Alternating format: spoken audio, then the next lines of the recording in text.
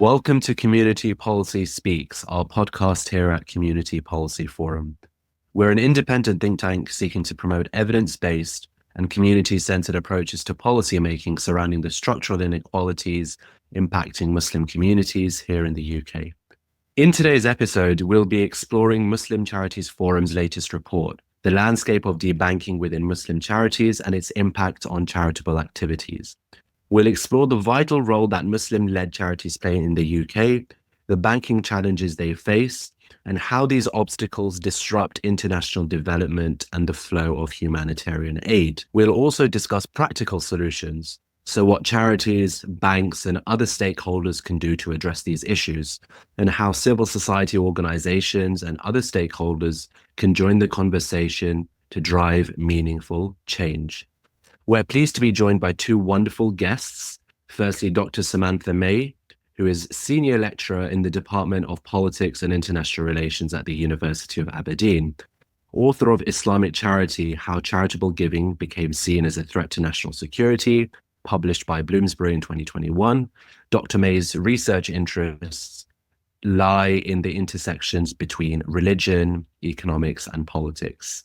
Secondly, we're joined by Abdul Sami Arjumand, who is Policy and Advocacy Lead at Muslim Charities Forum, MCF, where he spearheads the organization's policy, research, and public affairs work. Having studied public policy at the University of Strathclyde, he's worked across various policy areas, including racial inequalities, Islamophobia, European policy, and foreign affairs.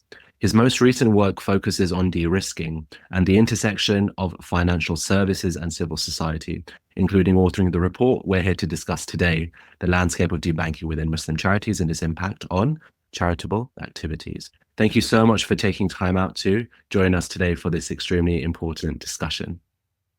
Thank you very much for having us on. Thank you. So I first wanted to come to yourself, Dr. May, and ask you to set the scene a little bit. So for perhaps those of our listeners that may not be too familiar with this area, how do Muslim-led charities contribute to British social, cultural, and public life? And beyond that, what impact do they have at the global level? Thank you so much for inviting me to this program. It's a really interesting and important discussion. When it comes to Muslim-led charities and Muslim-led charitable giving, which can be done by individuals, I think the contribution to British society is enormous and covers a range of different aspects. In some ways, I think it's important to bear in mind that Muslim charitable giving is charitable giving. So all the positives that any type of charity gives to society is obviously there embedded in the charitable giving. I think sometimes wider society forgets that charitable giving is just charitable giving and kind of makes a special case for Muslim-led charities, most of which is just charitable giving to anyone, regardless of faith. So in some ways, I think the contributions of Muslim-led charities and charitable givers is rather invisible to wider society, though it is increasingly acknowledged within the charitable and third sector itself, where we can see non-faith-based charities trying to appeal to Muslim donors because it is becoming obvious that Muslims as individuals will give more to charity than any other group within the UK categorised by faith. This was first announced in a Just Giving report in 2013 and echoed again in a 2024 report by Blue State. Just Giving argued that it was over 3 times the amount given in aid by Muslims than by non-Muslims, and Blue State argued it was over 4 times the amount. So the financial contribution to the charitable sector in the UK is really quite significant. But also it goes beyond just that financial impact and the actual works that Muslim charities and individuals do. And this is huge, and it might involve time, volunteering, and non-financial aspects. I've found that very few people want to talk about COVID anymore, but COVID was a brilliant example of the kinds of work and volunteering that Muslim individuals and charities actually gave back to British society in particular. We saw grassroots movements appearing really quickly and organizing efforts at tackling loneliness, to pharmacy distributions, to PPE equipment, to food packages. All of this was donated. And again, I think wider society may not be aware that most charities that are Muslim-led will give to anyone on the basis of need, regardless of faith. This might be slightly different in terms of zakat, that is the obligatory charitable giving that most Muslims, I think it's fair to say, will give with the intent of giving to fellow Muslims. But sadaqah financially is greater than zakat in terms of financial amounts. And sadaqah, according to my own research, is given across the board. It will be given to things like cancer research or the Heart Foundation. And this is beneficial to all of society, regardless of faith. In terms of globally, Muslim-led charities help support and engage with some of our most vulnerable communities across the world, delivering humanitarian relief in often very dangerous and risky environments, regardless of whether those environments are risky because of human-made conflict or environmental damage or natural catastrophes. The impact is obviously in terms of saving lives of those directly in need, but I think there's also a political and economic soft power. That is a power that goes beyond finance, that communities across the world can see that they are being heard, they are being listened to, and that their voices and lives matter. And I think this is an important soft power, which is very difficult to quantify, but it is there. Thank you, Dr. May. I think that's a really valuable overview of Muslim charitable giving, tying in a lot of experiences in the past 2 years, like COVID, in which we have seen Muslim-led charities and non-faith charities as well, of course, this overall empowerment of the charitable sector really come to light, and all this good in humanity that we've been very fortunate to see. So, Abdul Sami, I wanted to come on to you and ask you now sort of specifically about the report and what inspired Muslim Charities Forum to undertake this research and publish the report, and the key issues that you were hoping to highlight through this endeavor. I think first and foremost, it's important to mention that this isn't a new issue. So it's not an issue that's come out recently, and it's actually been going on for years and on decades, actually, for almost 2 decades, since the first instance of some form of experience of financial restrictions for a Muslim charity. So this research of painting a renewed light on it, it's something which has been ongoing for many, many years, with little appetite for policymakers to actually do anything about it. And the issue is only increasing in terms of becoming more widespread, and in terms of emerging issues have evolved as well, in terms of the types of challenges ranging from account closures or frozen payments to issues with KYC and compliance. And what really inspired us, or what really motivated us as an organization to address this issue, is not just the longevity, but it's also the impact it has on a charity's ability to operate and respond to crises and help those who are most in need. And in many cases, as a result or a direct consequence of experiencing restrictions with financial services, it's led to the charity being seriously compromised in its ability to respond. Ironically speaking, what we're trying to actually say or summarize the key issues or highlights in one sentence, it's that de-risking risk lives as a result of trying to do your own due diligence checks, payments being held up, or funds or accounts being closed.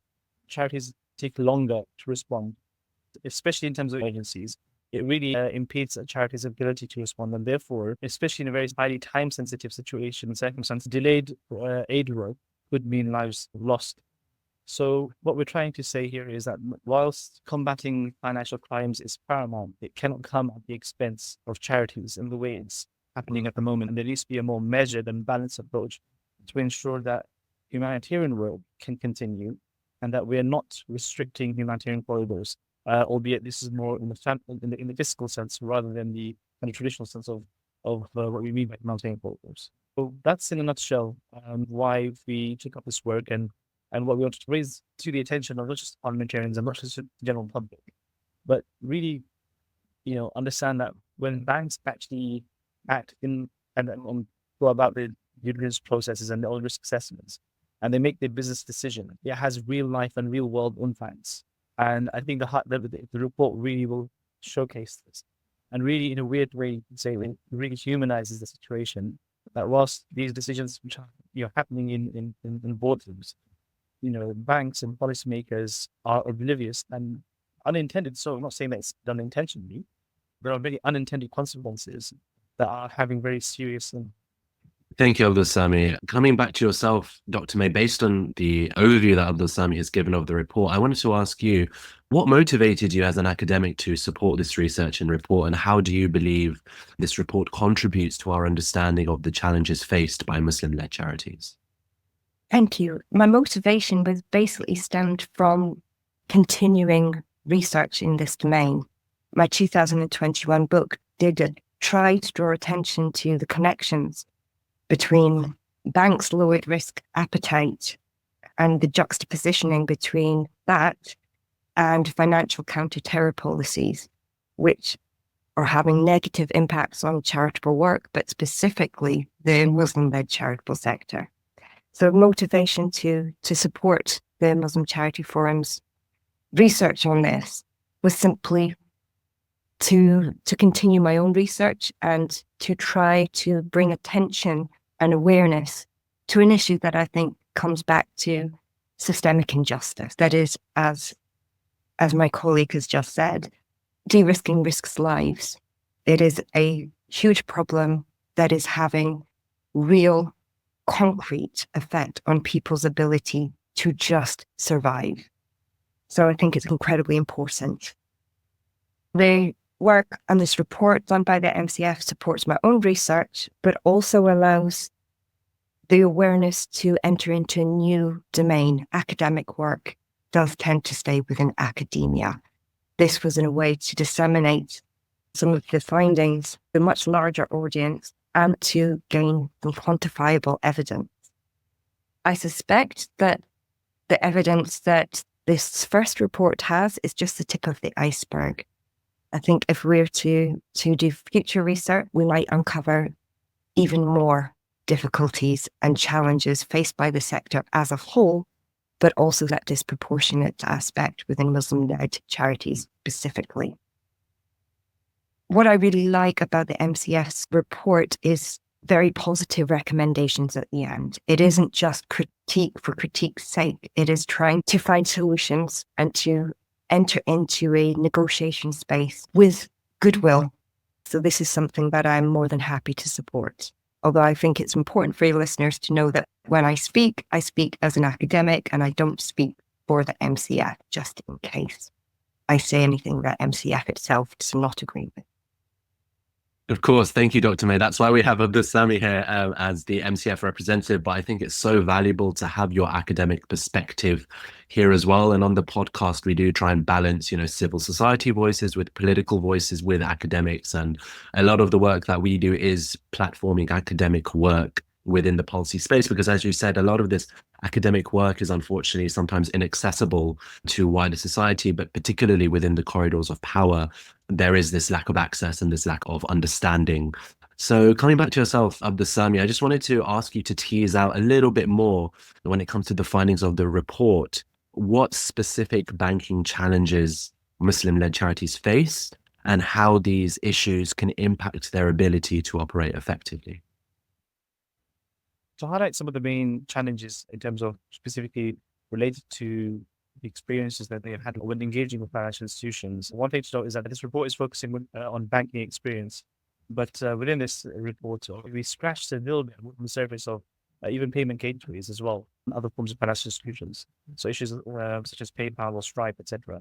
To get onto that later, but specifically with regards to experiences with banks and high street banks and retailers, focus around three main challenges specifically. The first being an enormous number of applications actually being rejected to open an account. So 68% of respondents actually reported difficulties in opening bank accounts, indicating that access to basic financial services is a major challenge for Muslim charities. The second major issue was issues or challenges with transferring funds, which would lead to delays in payments for vital humanitarian projects. So 42% of charities responded that they experienced delays on visas with international payments. And also 42% of respondents also had experienced a complete withdrawal of banking services, i.e. being completely debanked. And usually when this has happened, obviously prior to Farage Gate, and I'll get into Farage Gate in a second, but always shows Nigel Farage being prior to that, banks had no obligation to communicate, for example, and banks wouldn't be clear or wouldn't communicate a specific reason why. And those that did, or the very few that mentioned that the charity falls outside of the organization's risk appetite. So there's been a lack of communication on part of the banks, for example. And on top of that, in terms of just experiences with banks, one other thing, sorry, to mention is also that some charities also experienced challenges with regards to KYC and compliance checks as well, where banks would ask excessive and often could come across as arbitrary questions on payments and beneficiaries as well. So, for example, let's just say in this context that I am charity A and Kazim, let's just say that you're charity B, who's based in hypothetical country that's on the sanctions list or is a high risk area. Essentially, the payment I'll make to you as a local implementation partner, the bank will kind of hold that up. They'll ask me some questions with regards to where the payment is going. What is the project specifically? What is the project plan? Ask for a detailed project plan, including collective expenses, a risk assessment, what your typical kind of project plan would normally contain. So they'll ask a detailed project plan for that. On top of that, they would also ask information about charity B. So they'll ask me information about Kazim and be like, okay, can you have a bit more information about his charity? Can you have a bit more information about the board of that charity, please? And these are questions that are going in depth. What type of products are you actually purchasing? Have you conducted a risk assessment on to other suppliers? So these are very, very specific kinds of questions which are kind of holding payments. But at the same time, you also have, just generally speaking, compliance checks where once in a while a charity will be asked questions about, renewing their kind of KYC, meaning know your customer checks. So banks will have some kind of checks in terms of confirmation of trustees or confirmation of the charity's mandate, for example. And there's also quite a few difficulties when it comes to changing mandates or changing the trustees. Banks suffer from those issues because trustees are changed every so often compared to, for example, what banks are used to when it comes to managing businesses and business accounts, because directors of businesses don't change that often. So these are some of the type of challenges that really charities experience when engaging with their financial institutions. And I think that when it comes to looking at the impacts on their work, I think that they can be largely categorized to four main areas.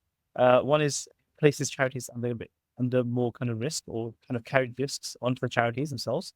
You also have operational challenges. You have issues with public trust in charities, and also it's the impact of debanking on humanitarian values themselves. So humanitarian values of independence, of working with those who are most in need, regardless of who they are. And very similar to what many people may be familiar with in the field of medicine, the Hippocratic Oath, whereby doctors are obliged to provide treatments to whoever is, no matter who they are, what background they come from. Likewise, humanitarian aid work should be delivered regardless of religion, regardless of faith, regardless of race. So these kind of values are being challenged which I'll speak about in a minute, to kind of talk about the carried risks as the first point. So first and foremost, charities by law have to have a way to properly manage and account for the funds and finances, which basically means that albeit that bank accounts themselves aren't a legal obligation, they are highly recommended because it's one of the very few ways you can actually properly account for funds and manage funds. And working within the financial system and formal banking system is one of the very few ways you can actually make sure that you are remaining true to your commitments. Now, when banks are debanking customers, some who may have only one account, it really exposes the charity to breaching charity law.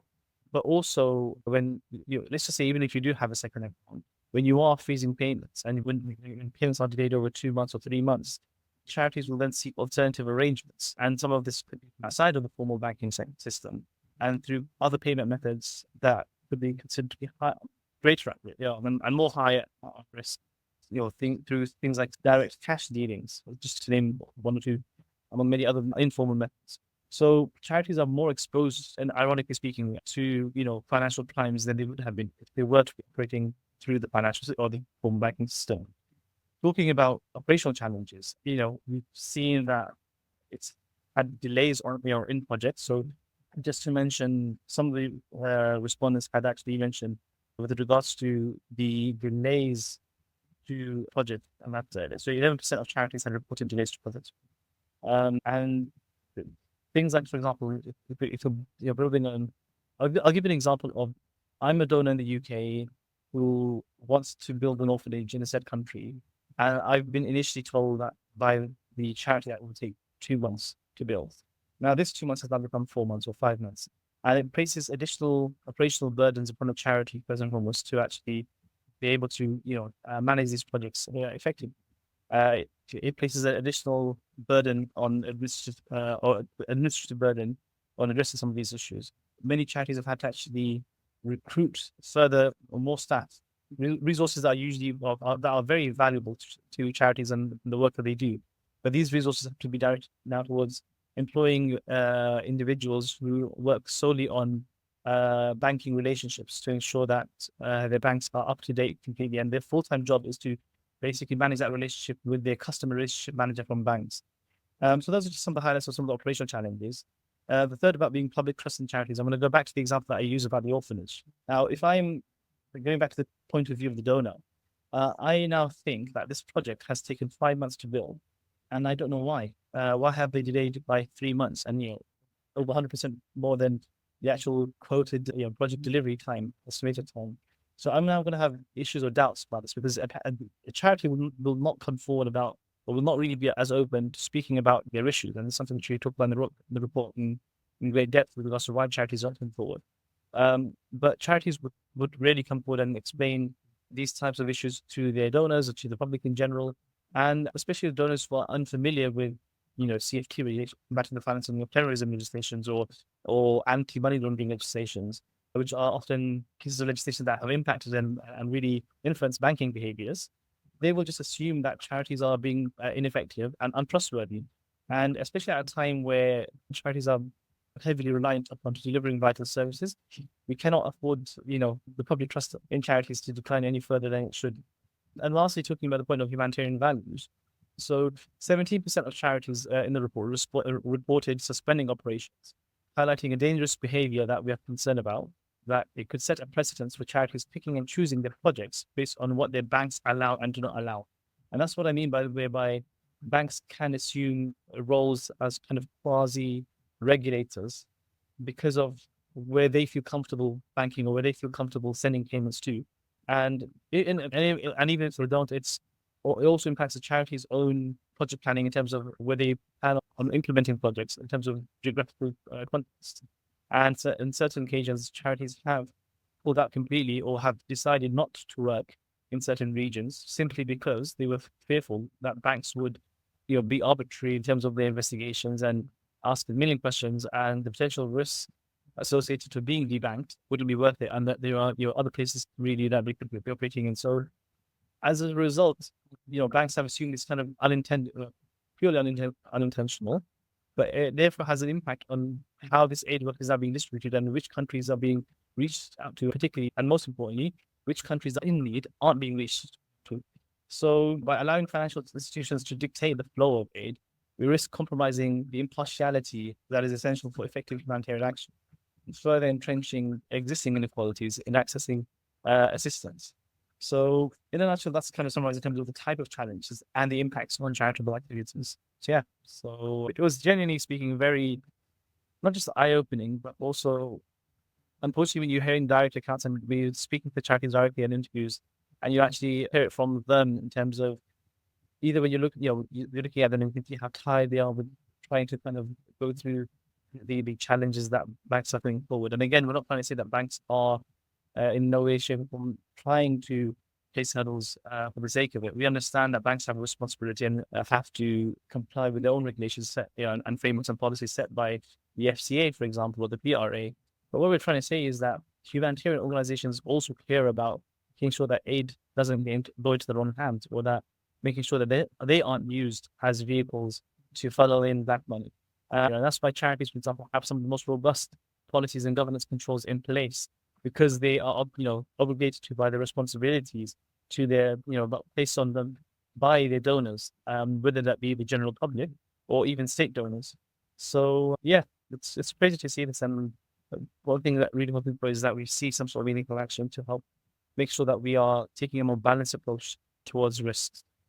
Thank you, Abdulsami. I think that was a really valuable summary of a lot of the key findings of your report, and we will come on to solutions and recommendations in a minute. Coming back to yourself, Dr. May, of these challenges that Abdulsami has highlighted, getting, de-risking, financial exclusion, etc., etc.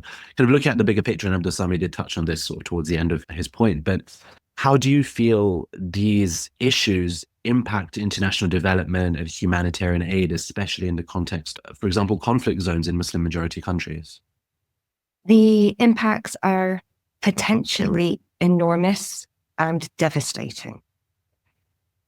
As Abdulsami picked up on, these policies and debanking issues and de-risking issues are making some places, geographies, and entire communities unaidable. It is almost impossible for aid and humanitarian deliverance to go to certain geographies and thereby certain peoples that are receiving international sanctions from state when banks also delay or stop funds.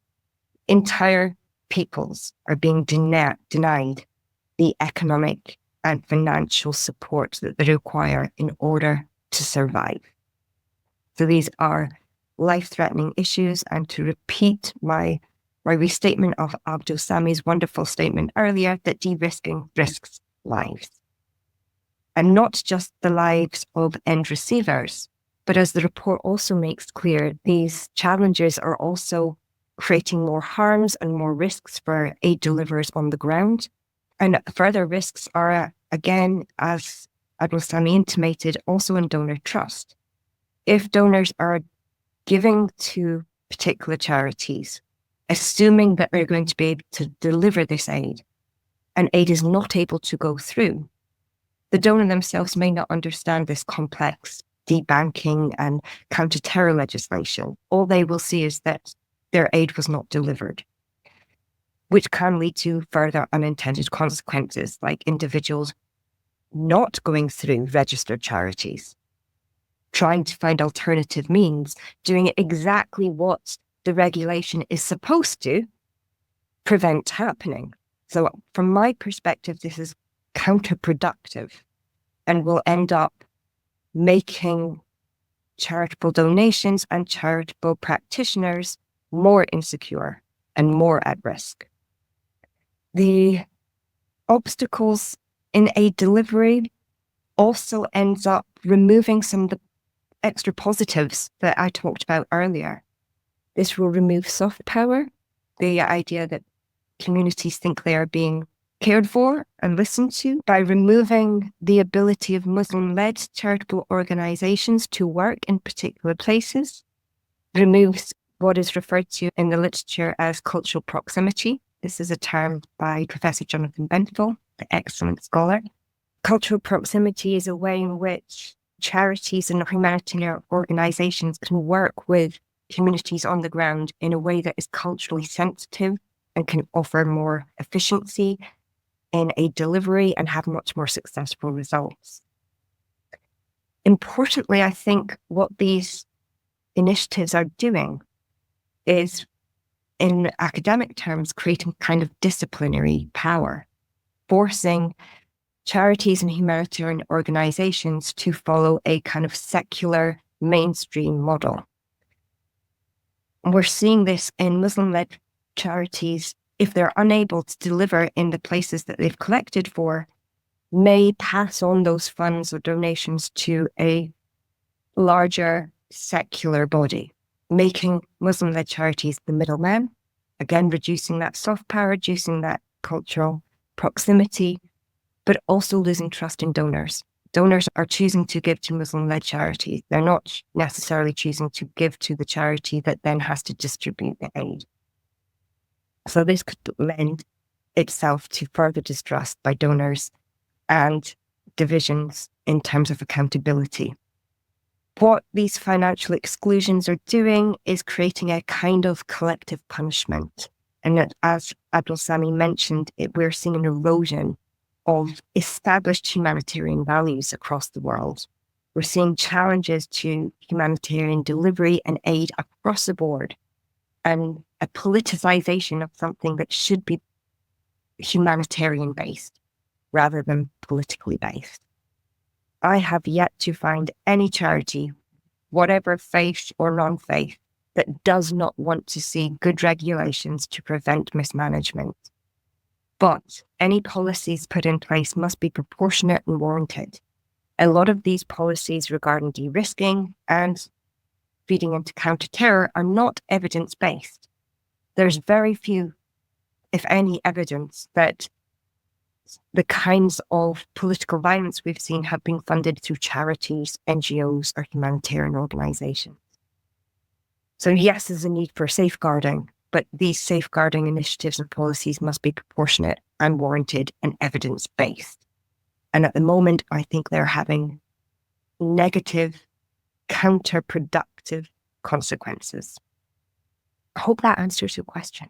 No, it definitely does. Thank you. Thank you, Dr. May. A lot of doom and gloom, I think, in the discussion that we've had so far.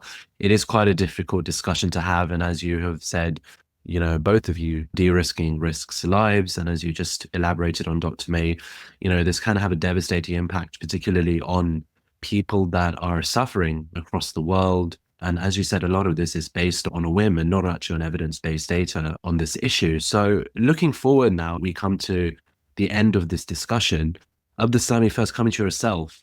In the report, you lay out a number of recommendations for charities, banks, for government, for regulators. You don't have to go through all of those. I know they're quite extensive, but if you could pick out some of the main practical steps that these stakeholders can take together to prevent financial exclusion of Muslim-led charities and ensure the continued flow of humanitarian aid and charitable activities. Before I actually answer that, something which Dr. May was just mentioning, the way before. We've actually given an example of this actually happening in terms of Muslim charities being deterred away and kind of conforming to kind of more secular methods of aid giving. So, for example, there have been numerous charities reported to us, and in our case study, we actually highlighted this particular case where a charity is no longer operating in the occupied Palestinian territories because it's just too difficult to operate. Because first and foremost, just accessing the ground itself, but also being able to deal with the Israeli authorities, the restrictions that have been placed. And of course, at this current moment of time, the past year and a half, the fact that there has practically been very minuscule amounts of incident going through, that they just decided that, you know what, we're just better off sending the money to the World Food Programme, who are basically currently managing the logistics on the ground. So going through UN institutions, for example, and I'm not going to go into another topic about how some of these institutions may be kind of jumping up, profiteering, I suppose, from this in terms of looking at the Muslim giving element and aspect of it. But it's the fact that the reason why faith-based organizations working in these territories are usually better positioned is because of the shared cultural understanding, the shared language, the shared religious identity, and they're able to access and deliver humanitarian aid in a way that's more effective compared to your typical secular institutions and organizations. So I think it's a very valid point, and it's a very real point. And again, just to try kind of jump on for policy recommendations, it kind of going back onto the point of how banks are making these decisions in terms of their motivations or what's contributed towards the climates whereby banks are being discouraged from banking charities. And I know we just mentioned about how a lot of these policy rules and recommendations have come without as much evidence going into policy work. And the reality is, it's when humanitarian work has now been looked through the lens of counterterrorism predominantly. I think the wider sector, one thing is that this isn't just a Muslim-only problem, but this is an issue that's affecting the wider sector, both UK and or INGOs as well. But there's no doubt that some of the consequences of, for example, counterterrorism or combating the financing of terrorism legislation has definitely informed that, for example, charities. So it's something which FATF recommended, I think this is back in FATF being the Financial Action Task Force, which is a combination of G7 countries coming together to kind of help combat kind of financial crimes. They explicitly would mention that charities are potentially or are risky entities because of their vulnerability or susceptibility to being exploited by terrorists. And it was only until this particular recommendation or this particular point about charities being vulnerable, being exploited, was changed. But even then, it was only changed ever so slightly to suggest that charities could be vulnerable, rather than actually removing that from the original wording of the fact that they are exploited. And beyond that, the damage has already been done. by that time as well. Banks are already acting and behaving in this particular kind of manner. And I spoke to a colleague in the Foreign Office about the use of general licenses in the context of sanctions. And his point was that general licenses are supposed to give banks the kind of confidence that, okay, a charity may be operating in a high risk area, but because of the general license itself, the banks should be allowing humanitarian aid to follow suit. But the reality is, if anything, this is the opposite, because all it does is highlight the risk associated to a particular geographical area, and it isn't having any real world impact. So the reality is that the damage has been done, and it's predominantly done because the humanitarian sector has been looked at through the lens of counterterrorism, much like within the UK context, Trojan horse and the Trojan horse scandal, where an issue of education policy was looked at through the lens of counterterrorism, and you saw the unintended or maybe the intended impact, whereby it impacted hundreds and hundreds of school children. Because for me, as much as the teachers and individuals now about the case were impacted, it was more importantly the small children who actually found teachers that they could relate to, that they were impacted in terms of the education and access to education. So going back onto the conditions, let's say, for debanking, I think that's where we want to start off from in terms of what any kind of policy recommendation has to first and foremost start off with balancing the need to countering financing terrorism or any other form of financial with a balanced approach to make sure that charities are protected from improper or unfair banking practices. So the recommendations, let's say that they largely kind of encompass four main different areas. But there is a massive need for legal protections for charities to ensure that their ability to operate is not arbitrarily restricted by financial institutions. So that if a financial institution wants to actually end customer relationships, it cannot just by itself. That it has to go through a bit more of a rigorous process, whereby if you are accusing charities of wrongdoing, that you either tell the charities about it so they can actually help work on it, you inform other relevant bodies, including bringing Charities Commission involved into this investigation, including bringing the police, because if you're actually accusing a charity of being involved in some form of crime, then that's appropriate employment about it. So legal protections for charities is one thing. And one small thing actually associated with that is actually how the UK lags behind other European countries when it comes to legal rights. One example that we mentioned briefly in the report, what we have talked about in some of the policy recommendations coming through that, is what's in France, for example, called the droit au compte, which is basically the right to an account, where not just individuals, but charities and organizations have the inherent right to a bank account. So if a bank was to reject an application or they were to close an application, a charity can go to the Bank of France, which is a public bank. I think that's probably one thing to just defend that we don't have any public banks in the UK at the moment. And the Bank of France has the power to either it will open an account directly with them and bank that charity, or it will force a private bank to actually allow and continue banking services. So we need to see a lot more, redress in that shape, whereby the charities are given that kind of account.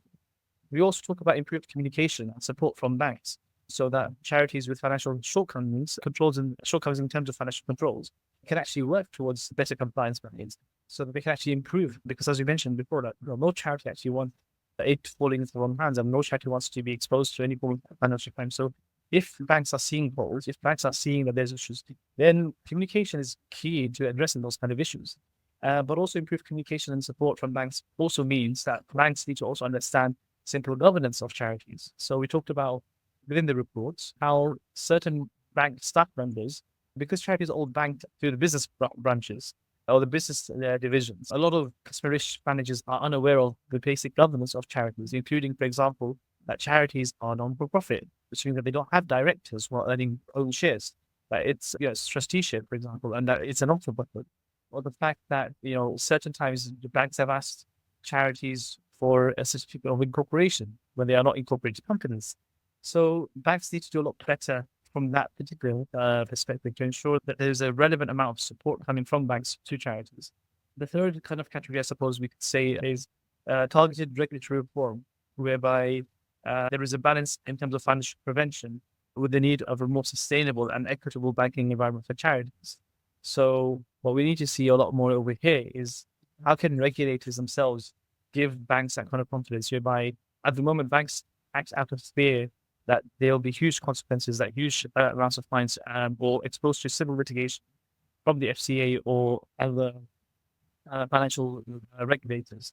So how can there be a change in an environment from the regulator's perspective to ensure that banks don't have kind of similar level of fear when it comes to banking charities? And one thing which is actually at the launch event, one of the charities trustees who has been working in the banking sector for about 40 plus years actually mentioned something very interesting, which I hadn't known completely, which is the fact that the vast majority of fines that are given by the FCA isn't usually related to actual specific transactions, but it's usually got to do with policies and internal policies. So, it's a question mark of what can regulators do to actually help banks be more confident in banking charities. And then lastly, it's around charities themselves in terms of, we're not saying that charities are perfect. Obviously, there are some charities that need support. So how can we be better working with regards to charities do have relevant policies in place, that they have strict financial controls in terms of accessing the bank accounts, so which we have, and advocacy about these issues, being more confident, being more comfortable. So when it comes to advocacy, one important point that was raised in a meeting I had with the financial ombudsman yesterday, actually, is the fact that they are not aware. They're simply not aware about these cases because charities aren't coming forward. And those one or two cases where they have come forward, they can't do much about it because banks technically aren't acting illegally. So they can't, enforce anything on banks from that perspective. At the same time, they also measure fairness in terms of has a bank acted fairly, and and the way they measure that is through banks' own policies. So has the bank acted outside of its own policies and guidelines? And if it has and it hasn't, then based on that information, they'll make a decision on whether or not there needs to be some form of redress. So, obviously the issue at hand is that banks, we're not saying banks are directly discriminating. What we're trying to say is, as a consequence of multiple layers of legislation, indirectly, this issue is impacting Muslim charities a lot more. And the only way for this to actually be something that financial ombudsman can actually consider is through us actually reporting our issues and cases to. And lastly, awareness. So how can we actually be, best practice when it comes to understanding how can we do our best to make sure that the banks are aware of our right? So, for example, I would say this is more kind of working in the pre-debanking phase almost, where you actually speak and communicate to your bank that, for example, Ramadan is coming up. So in Ramadan, we end up having a massive cash injection, and this is normal. It's just letting them know about something like this, for example, and knowing about your basic rights in terms of your right to a subject access request, where if you have issues with the accounts, that you can request a subject access request whereby you are entitled to obtaining information held by the bank or any shape or form. And this is how, for example, Nigel Farage actually obtained information about how he was being talked about with the bank. So he had access to meeting minutes, whereby it was mentioned in these meetings that his values are out of line with the inclusive values of its bank, for example. So how can we make use of these kind of instruments enshrined in legislation as one part in terms of going back to awareness? So yeah, I think that's kind of me trying to comprehensively cover where, categorizing the policy recommendations. So just very quickly, legal protections, improved communications, better or regulatory reforms, capacity building, advocacy and awareness. Thank you, Abdul Sami. As we wrap up the conversation, I had a question for the both of you, which is, well, those of us that aren't within the space beyond the charity sector, so civil society organizations, think tanks, obviously policymakers, the general public, how can we show allyship and contribute to addressing these challenges collectively and take part in this important conversation? If I could come to yourself, Dr. May, first. A lovely question. And I love the idea of allyship. I think allyship is one of the ways in which we as society members can resist these counterproductive measures in a very positive and open negotiation space. Allyship, I think, just being aware and supporting good works where we see it, to strive for reform in policies when and if necessary, and to try and make policymakers accountable and transparent for their policies. If they're making policies, as citizens and members of this society, we should be asking for the evidence base. We need to push back when there are reports like this one from the MCF that is one amongst many that shows the detrimental impact of overlapping policies on the charitable sector generally, but specifically for Muslim-led. I'm currently reading, for instance, Conor Gertie's latest book, which is entitled Homeland Insecurity: The Rise and Rise of Global Anti-Terrorism Law. Quite near the beginning, these issues and challenges are not new. They've been going on for nearly 2 decades now. And instead of reforming and reflecting on policies, it seems that they've just been added on, creating more and more complexity. And some of these policies counteract each other. So I'm going to sort of go on that positive idea of allyship, really kind of coming together the communities, regardless of our faith or none, and try and act for justice and on humanitarian grounds and depoliticizing. So I think awareness, advocacy, and allyship, absolutely. That's a wonderful question. Thank you. No, you're welcome. So the 3 A's, very, very easy to take away. Abdus Sami, do you have anything to add as kind of a final word to this discussion? Yes, I'll give an example. So I'll give a more practical example. I think this is where kind of policy workers versus academics kind of overlap and complement each other, where the theory is being done by the academics and then the practicality is being implemented by policy practitioners. So it's I'll give you an example of the States. Islamic Relief, one charity which globally renowned and 200 million pounds plus organization. And obviously a charity that has been very much susceptible to attacks by kind of anti-Muslim actors or individuals who wish to kind of continue to shrink spaces for Muslims. And a report by George Mason University titled Mapping Anti-Muslim Discrimination and Information Manipulation and its Impact on Humanitarian Aid and Development. And it's actually a very kind of comprehensive research into how individuals, whether it be state actors or non-state actors, have manipulated the information to undermine humanitarian work and undermine Muslim charities, specifically within the US context. And I won't go into the report specifically. I'll go actually about the circumstances around the report, which is that going back to Islamic Relief, there was a bill that was going through Congress to ban Islamic Relief from receiving any form of US aid grants and funding. The idea was that Islamic Relief has been named as a terrorist organization by the Israeli state, and therefore we cannot allow Islamic Relief to, which is of course all the allegations put to Islamic Relief have always been incorrect and false, and Relief has strongly denied any of these allegations and continue to be a very reputable worldwide partner for many organizations and charities, including many state actors as well. So this bill was being passed in Congress, and there's an organization in the States called Interaction, which, for those of you guys who are familiar with Bond in the UK, which is like an umbrella body for international development organizations, Interaction is very much the same thing in the US. And so I think that the bill failed, but in the aftermath of it, members of Interaction strongly felt the need to defend Islamic Relief. And they strongly felt the need that Islamic Relief, not just then, because this is something which happened back in 2023 or 2022, I believe. But Islamic Relief has consistently been pressed and attacked since as early back, like I said, the first time they were debanked was back in 2002 or 3.